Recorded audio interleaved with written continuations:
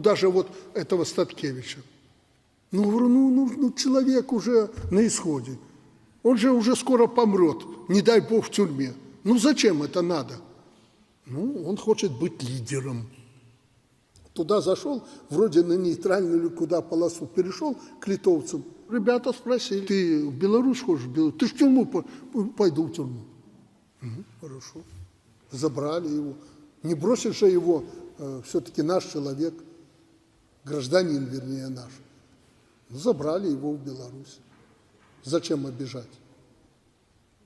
Но если он хочет лидером быть по сжиганию автомобилей и домов милиции, то пускай там находится.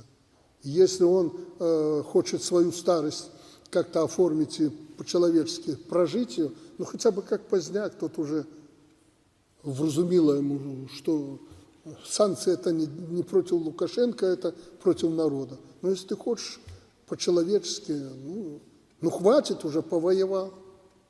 Это другая история. То есть и по-человечески надо подходить.